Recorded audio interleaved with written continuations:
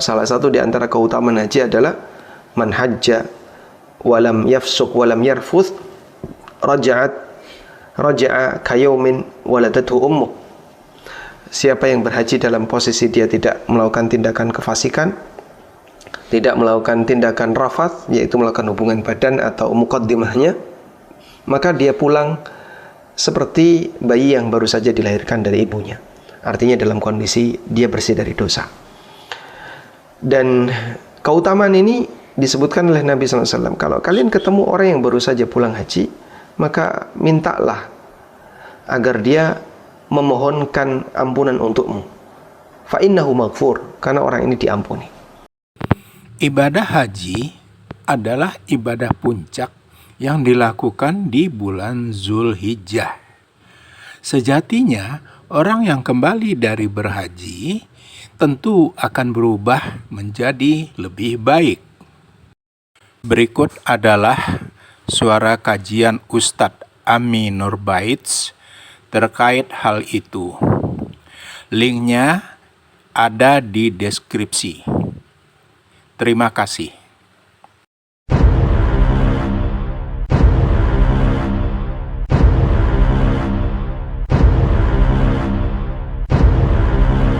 Di masyarakat itu setelah orang pulang haji ada semacam gelar gitu Ustaz ya, haji ataupun hajah. Nah, boleh nggak Ustaz kita kalau ketemu tetangga atau mungkin rekan kita yang mereka sudah menunaikan ibadah haji, itu kita panggil dengan tambahan gelar Pak Haji atau mungkin Ibu Hajah, ya mungkin dalam rangka menghormati mereka atau yang lainnya gitu ya. Nah, sebenarnya boleh nggak, dan apa pandangan Islam atau mungkin ada hukum tertentu mengenai memanggil orang lain dengan tambahan gelar haji atau hajah Ustaz? Alhamdulillah wassalatu wassalamu ala rasulillah. Ada beberapa bentuk ibadah tertentu yang nilainya besar, sehingga karena nilainya besar maka dijadikan sebagai penanda, dan orang itu dikasih gelar dengan ibadah tersebut. Dulu di masa Nabi SAW, ibadah yang dianggap nilainya sangat besar itu perang Badar. Sehingga para peserta perang Badar, mereka mendapatkan perlakuan khusus dari para sahabat yang lain, termasuk juga dari Nabi SAW. Dan itu jadi identitas. Sehingga fulan peserta perang Badar, fulan peserta perang Badar, dan seterusnya. Mereka kemudian dikasih gelar Al-Badri. Karena itu dalam beberapa identitas para sahabat, sahabat fulan Al-Badri, sahabat A, sahabat B Al-Badri. Dan itu hal yang ma'ruf di kalangan mereka. Al-Badri artinya peserta perang Badar. Ini salah satu di antara indikasi bahwa penyematan gelar kepada orang yang punya prestasi besar dalam agama itu hal yang tidak dilarang. Terus bagaimana dengan haji? Kita tahu bahwasanya haji secara umum bagi masyarakat adalah sebuah amalan yang besar, apalagi bagi mereka yang jauh dari tanah suci.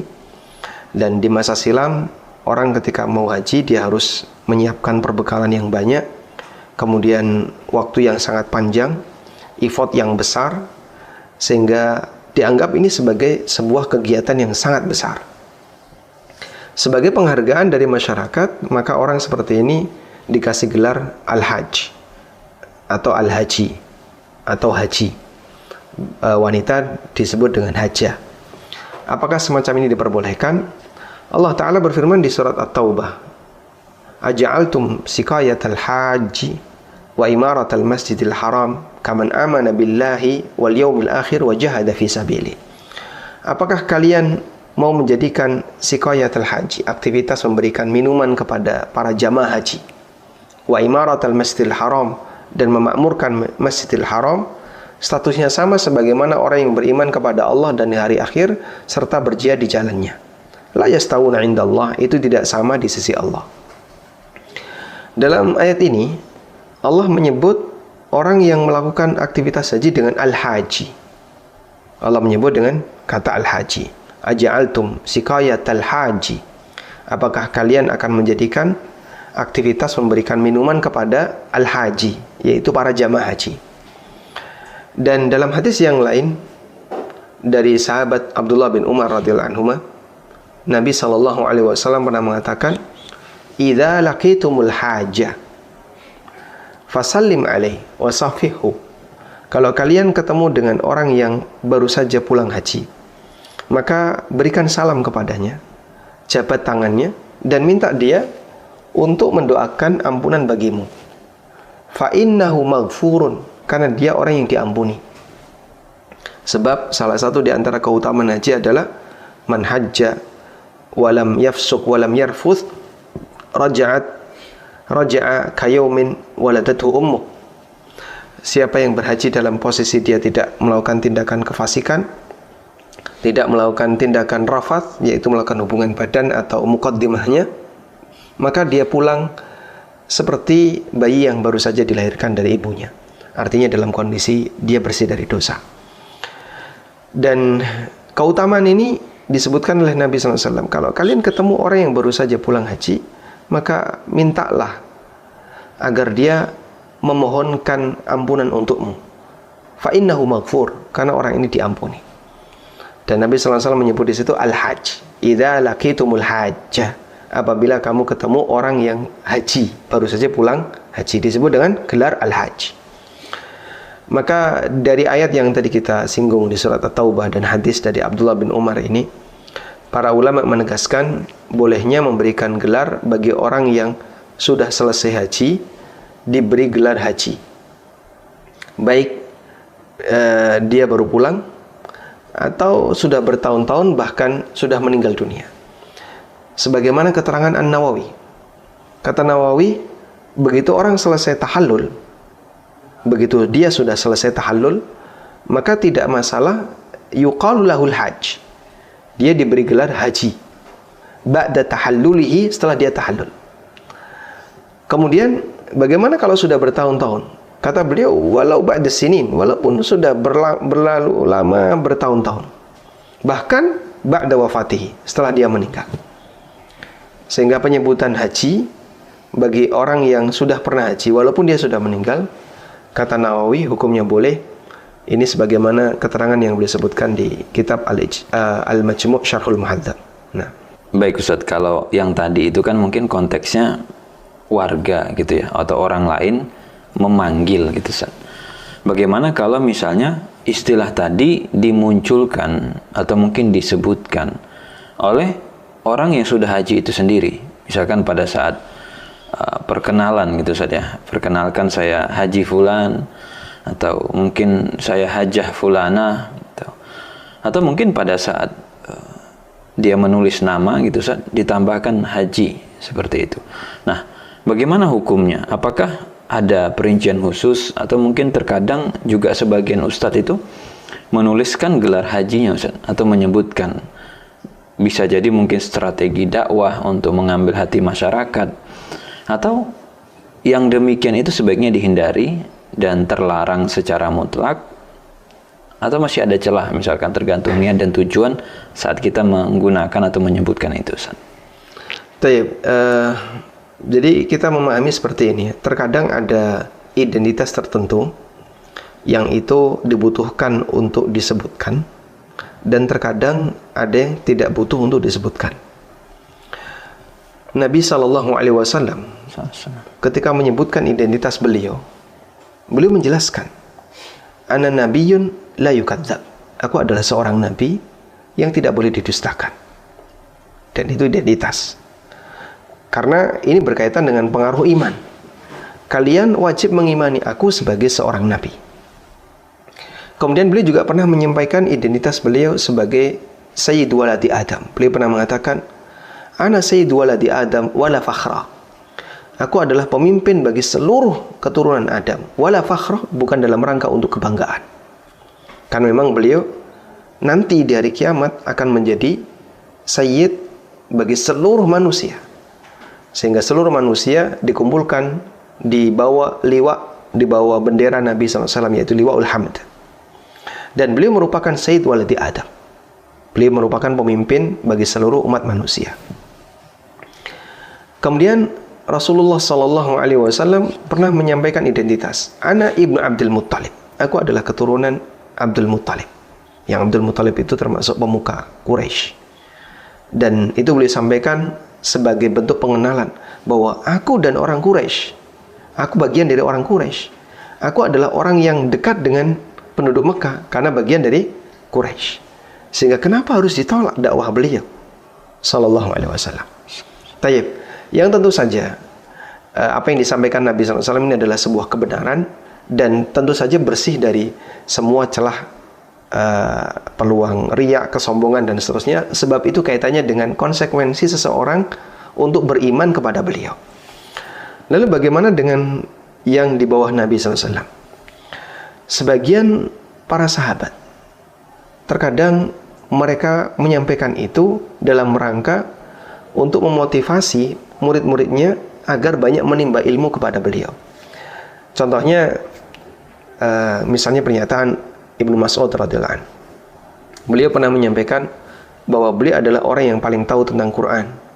Andaikan ada orang yang lebih tahu terhadap Quran melebihi beliau, yang itu bisa dijangkau dengan kendaraan, maka beliau akan berusaha untuk mencarinya. Dan beliau sampaikan ini dalam rangka untuk memberikan motivasi kepada muridnya. Silahkan kalian tanya tentang tafsir Quran kepadaku, karena aku ngerti banyak hal tentang Quran. Agar dia tidak mencari guru yang lain yang menyimpang, yang belum tentu pemahaman Al-Qur'annya bisa menyaingi Ibnu Mas'ud. Demikian pula yang pernah dilakukan oleh Ali bin Abi Thalib. Aku adalah orang yang paling tahu terhadap A, terhadap B daripada kalian, maka bertanyalah kalian kepadaku. Sehingga ini dilakukan oleh para sahabat dalam rangka untuk mengarahkan muridnya agar mereka tidak mengambil sumber ilmu dari selain orang yang punya kapabilitas, sampai mereka memperkenalkan diri. Hal semacam ini diperbolehkan karena ada tujuan dakwah, tujuan apalagi misalnya dalam rangka untuk mengarahkan kepada murid agar mereka bertanya kepadanya, agar mereka menjadikan ini sebagai referensi ilmu. Nah, apakah ini juga berlaku untuk kegiatan yang sifatnya ibadah? Jika memang ada tujuan di balik itu, misalnya seperti yang tadi disampaikan bahwa ini dalam rangka untuk masyarakat biar memberikan pengakuan dan mau menerima dakwahnya, insya Allah saya kira tidak jauh seperti yang tadi kita sampaikan dari cerita para sahabat. Misalnya di masyarakat ini kiai itu harus haji. Kalau nggak pernah haji, maka dakwahnya belum bisa diterima. Akhirnya dia memperkenalkan diri, atau dia menyampaikan dalam pengumuman, kajian akan disampaikan oleh K.H. terus namanya. Nah, masyarakat ketika membaca, oh Masya Allah, yang menyampaikan sudah KH, ya, sudah KH, maka dia mau menerima. Jika memang tujuannya demikian, insya Allah ada tujuan baik dari penyematan gelar H di situ. Tapi kalau sebatas pamer ibadah, saya pernah haji, saya butuh pengakuan dari Anda kalau saya pernah haji, tentu nilainya berbeda. Karena Allah Subhanahu wa taala melarang fala tuzakku anfusakum wa a'lamu biman ittaqa. Janganlah kalian merasa suci, menganggap diri kalian lebih suci.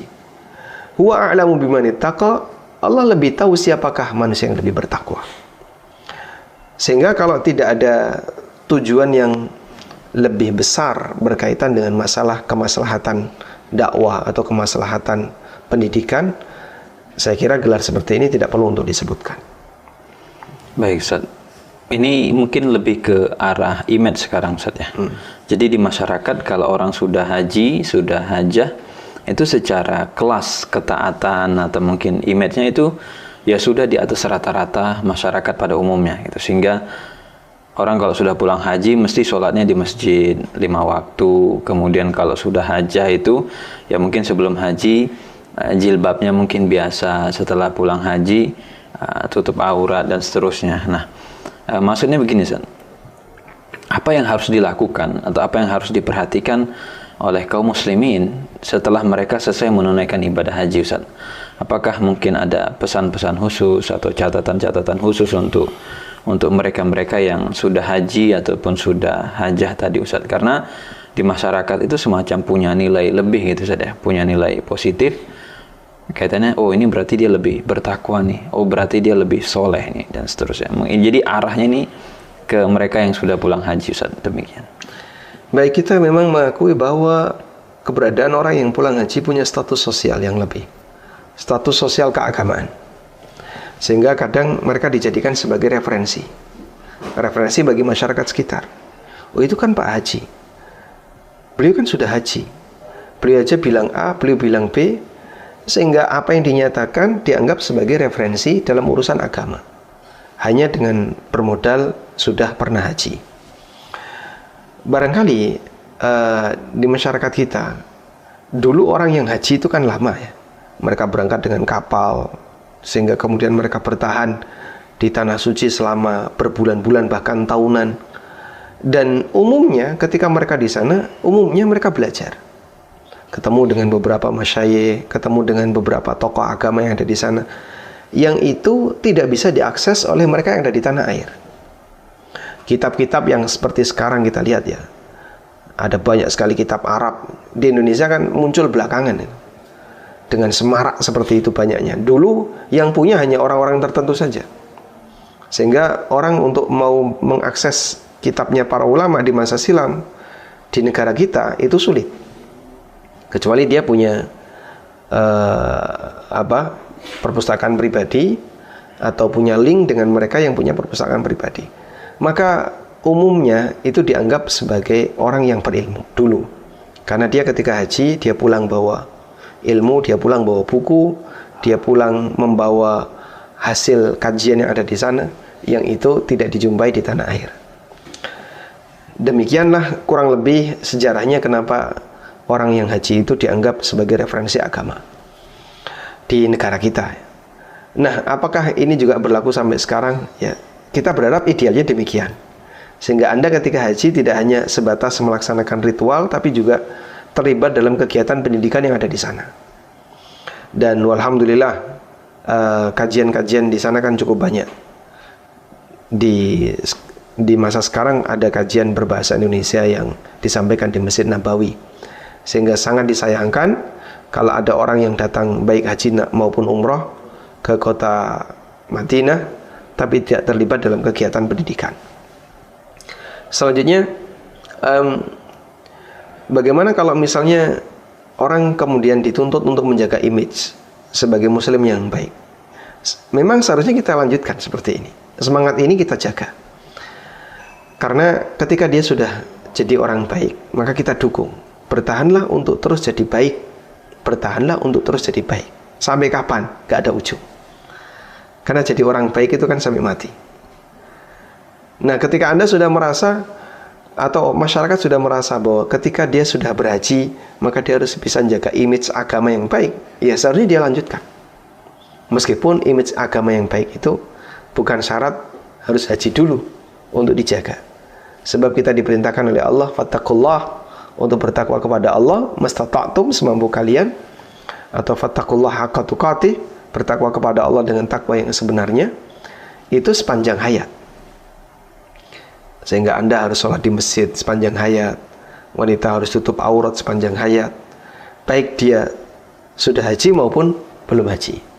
Tapi ketika sudah haji, punya status sosial keagamaan yang lebih, jaga image ini dengan baik. Anda membawa sebuah gelar keagamaan yang terhormat, maka tidak selayaknya kemudian dia melakukan aktivitas dan tindakan yang itu tidak sopan dalam aturan agama. Ustadz, yang kita obrolin tadi itu kan dominannya di area orang dewasa Ustadz ya, yang sudah balik dan seterusnya. Bagaimana jika yang pergi haji atau yang melaksanakan ibadah haji itu ternyata anak-anak yang belum balik Ustadz, masih ya mungkin 2 tahun, 3 tahun, 4 tahun gitu Ustadz. Itu bisa dapat gelar haji atau hajah juga enggak Ustadz? Atau haji atau hajah ini hanya berlaku yang dewasa saja, karena yang kecil kan belum sehajinya? Atau juga bisa Ustadz yang anak-anak belum balik juga dapat haji atau hajah Ustadz? Tolong bedakan antara masalah gelar dengan masalah status ibadah ya. Kita kalau berbicara tentang hukum, itu kaitannya dengan status ibadah. Untuk ibadah haji yang dilakukan oleh anak yang belum balik, apakah itu sah? Jawabannya sah dan berpahala. Sebagaimana disebutkan dalam hadis riwayat Bukhari Muslim dari sahabat Ibnu Abbas radhiyallahu anhu. Nabi SAW pernah mengumumkan tentang haji di hadapan para sahabat. Lalu ada ibu-ibu yang mengangkat bayinya. Dia gendong bayi kecil, ya, bayinya diangkat ke atas. Lalu beliau bertanya kepada Nabi SAW, "Ya Rasulullah, ali hadza hajjun?" Ya Rasulullah, apakah bayi ini bisa haji? Kemudian Nabi SAW mengatakan, "Na'am walaki ajrun." Beliau mengatakan, iya, dia bisa haji dan kau mendapatkan pahalanya. Hadis ini sahih riwayat Bukhari Muslim. Hanya saja ulama sepakat bahwa haji yang dilakukan oleh mereka yang belum balik tidak disebut sebagai haji Islam atau haji wajib. Dalam arti begini, ketika dia sudah balik, dia punya kewajiban untuk berangkat haji dalam rangka mengukurkan kewajibannya. Dia harus berangkat haji dalam rangka mengukurkan kewajibannya. Ini ijma ulama, sebagaimana keterangan yang dikutip oleh Ibnu Qudamah dalam Al-Mughni. Beliau mengutip keterangan Ibnul Mundir bahwa ulama sepakat illa man syadda min qauli man la yu'taddu bihi, kecuali pendapat orang yang tidak perlu dihiraukan, bahwa mereka yang sudah pernah haji sebelum balik, maka dia punya kewajiban untuk haji lagi dalam rangka mengukurkan kewajibannya, yang disebut dengan haji Islam. Sehingga haji sebelum balik maksudnya termasuk sebagai bagian dari haji sunnah. Sementara haji wajibnya harus dilakukan pasca dia balik. Nah, masalah gelar ya kembali kepada uruf di masyarakat. Apakah anak kecil seperti ini mau dikasih gelar haji, ya silahkan. Kembali kepada kaidah umum yang disampaikan oleh An-Nawawi, begitu orang selesai haji, selesai tahallul, maka dia sudah bisa disebut sebagai haji. Apakah itu boleh diberikan kepada anak kecil? Kita kembalikan kepada uruf. Kalau masyarakat menganggap nggak jadi masalah anak kecil dikasih gelar haji, ya sah-sah saja. Kembali kepada kaidah umum bahwa gelar haji bagi mereka yang sudah pernah melaksanakan ibadah haji, hukumnya boleh. Dan An-Nawawi tidak memberikan rincian apakah itu berlaku bagi yang sudah dewasa atau belum dewasa.